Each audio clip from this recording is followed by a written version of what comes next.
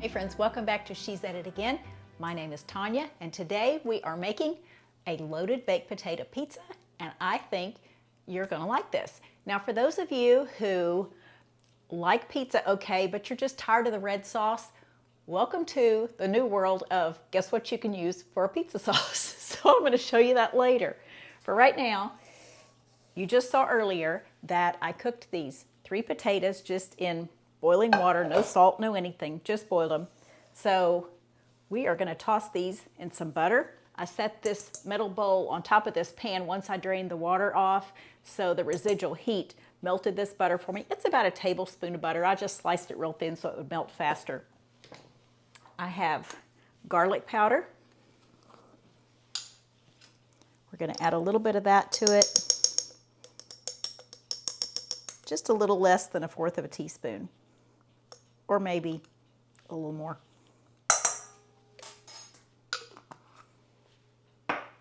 Also, I have Italian seasoning, and if you have Italian seasoning, great. If you want to make your own, I have a recipe, or I have a video that shows how to make it from scratch. Just really good basic ingredients that you get to choose. If it's organic or not, you get to choose how much of one or the other that you want. So I'd say let's go with about the same amount, about 1/4 of a teaspoon of Italian seasoning. And this is really good Italian seasoning. I could put that on a slice of buttered sourdough, toasted. Oh my goodness, it's hard to stop eating it. Okay, just get it mixed up about like that. I have to look and see what you're seeing, because otherwise I'll be doing like this, going, doesn't that look great? You don't even know what I'm talking about. All right. I'm going to move this down here a bit and turn the camera down so you can see what I'm doing. We're going to slice these potatoes.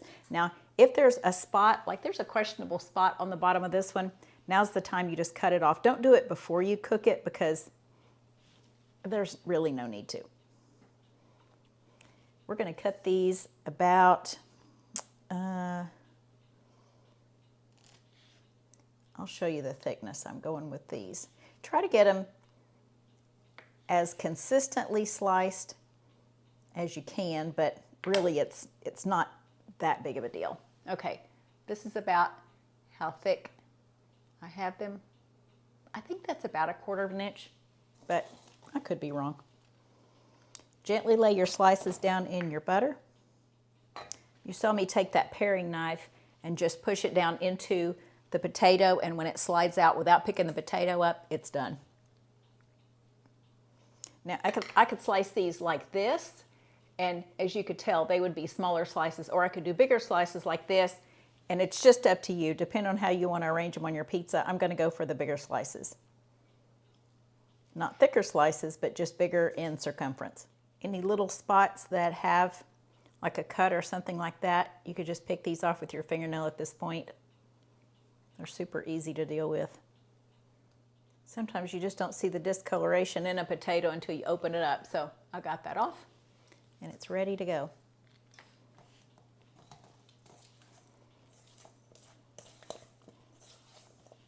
We're just going to toss these around a little bit.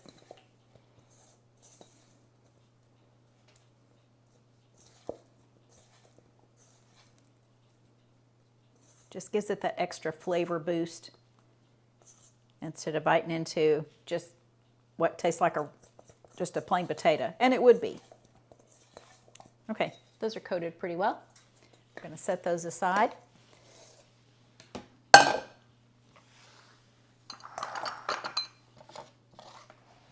Now, I did a class. We did a fundraiser at one point, and I opened up a class for making pizzas. I think we had maybe, I want to say we had about 14 people to sign up for this class. They paid a fee, and I provided all the ingredients to it plus the instruction, and we got to make pizzas that night. Everybody teamed up, and we had 7 pizzas to try by the end of the night. They got to take home leftovers, and nobody complained about the price. So this is what I handed out. This was just kind of a little script, as you will, a tutorial on what your ingredients are. There's really not a lot of instructions with this. I just told them that you're going to start from the bottom with your pizza dough. What's on top of that is listed on top of that. What's listed on top of this is the next thing you're going to add. So That's how we did the class, and everybody enjoyed it. I think I had more fun than they did, but that's still to be decided. Okay, this is the pizza dough that I made the other day, and I'm going to dunk it in my flour bin over here and get it coated with flour. I like for pizza dough to sit and ferment, if you will, in the refrigerator after I make it for at least 4 days. And it's been at least 4 days on this one.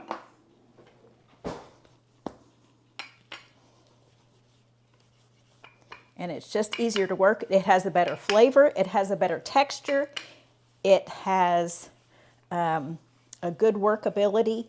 If I were to make a pizza dough and try to roll it out immediately, I could roll it out, but then it would start drawing back up. With this one, it's just relaxed. It's almost like, I think I know I'm a pizza dough now. I'm supposed to just chill. And it lets you roll it out to the size you need without drawing back so much and just giving you a fight. Sometimes they are just, they're just little scalawags. It's really giving you a workout, and they're not on their best behavior. But when you let it rest in the fridge for about 4 days, minimum, I would say minimum of 4 days. I can make one in 2 days, but you know what? If you plan ahead enough, 4 days is not impossible to work with.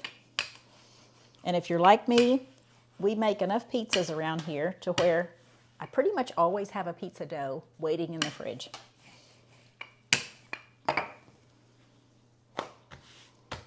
I keep it in a plastic bag. And if anything ever happens to me and somebody comes to clean out my refrigerator, they're going to go, poor Tanya, she meant to make something and just never got around to it. Because that's what it looks like, and that's okay. But people that know me go, give me that pizza dough. She won't need it anymore. I'm taking it with me.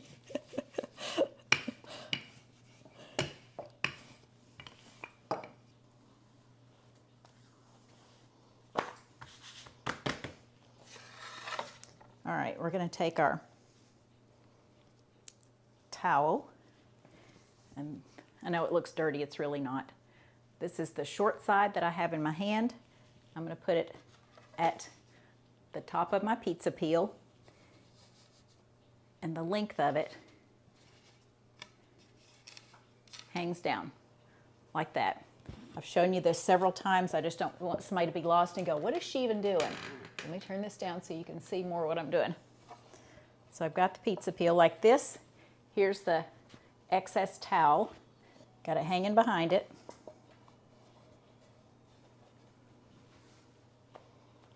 Fold that in half. Place it on the pizza peel. Center it. We're going to give it just a little bit of an edge here. More than anything, it just kind of keeps your, whatever sauce you have, it keeps it from running off the edge into the floor of your oven.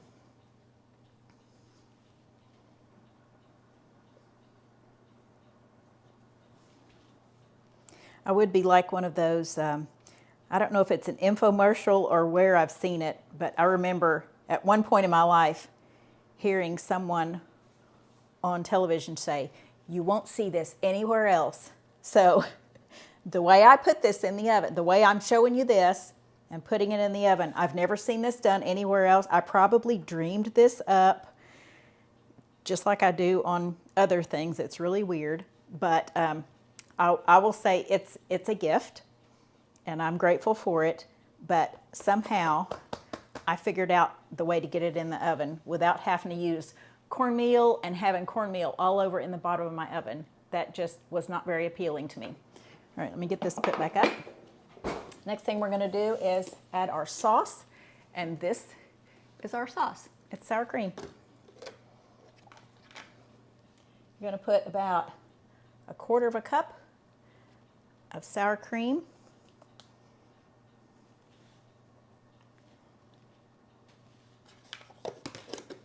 On the dough, and we're going to spread it around.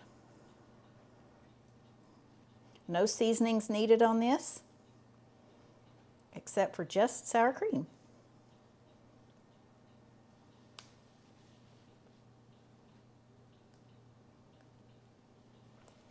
You probably heard the oven beep go off a while ago. That means our oven is preheated, and I've set it at 475. 450 will work for this. Higher temperatures will be fine too.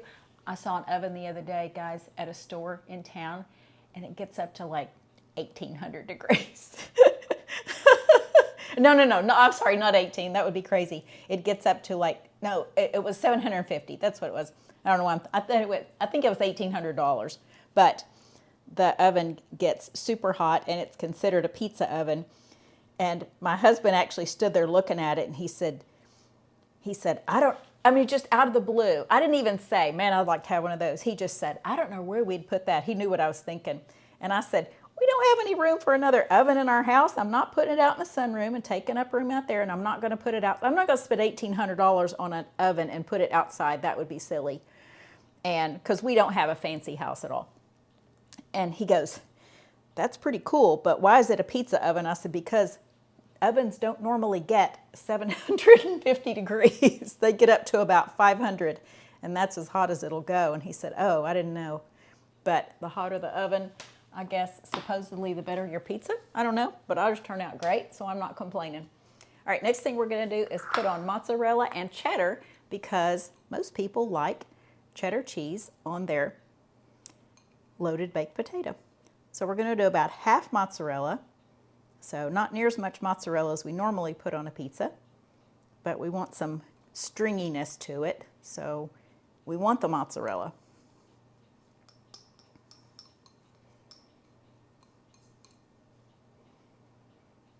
So about 4 ounces of mozzarella, and then I already had some cheddar that I shredded the other day for, I think, taco salads.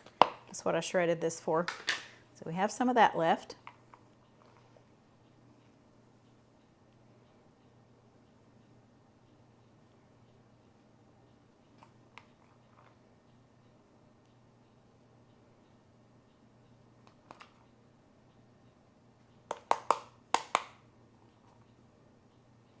I don't necessarily need all of it. The next thing we want to do is place our potato slices on there. I'm hoping you can see this. So I'll put this right here. And instead of putting the peel side up, just put the cut side up on your pizza. If you get a slice that doesn't have any butter on it, just use your fingers and coat it well.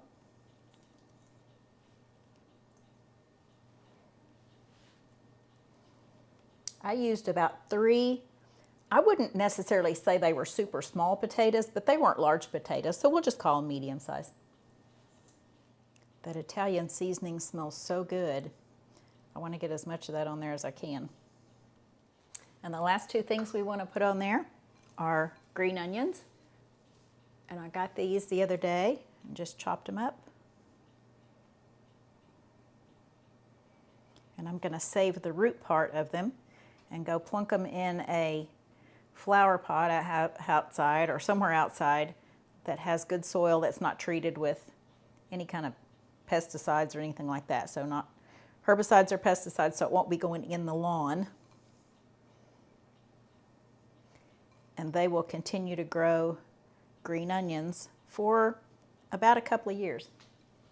All right, this calls for 2 tablespoons of chopped bacon, and I think you can see those are nice hefty slices. This is uncured bacon.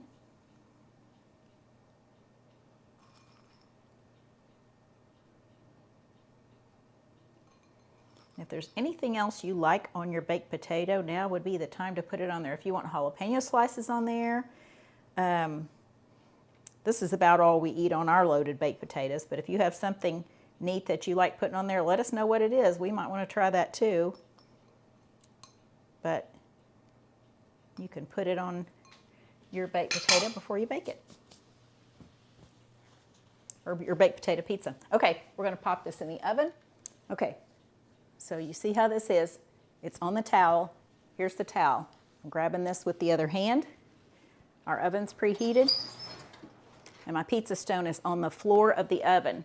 Place it all the way to the very back. Pull the towel as you're pulling the pizza stone out, and it lands on there. See if I can get a shot of this in the oven. See what that looks like? Oh, I can hear it sizzling. Okay, closing the door. We're gonna set the timer for about 10 minutes, and I'll show you what it looks like when it comes out. Okay, we are gonna go ahead and take our pizza out. It lasts about 30 seconds, but I'm gonna reheat this tonight anyway, so I don't know why I'm grabbing that. I'm gonna turn that oven off. And all I need is just a little pair of tongs.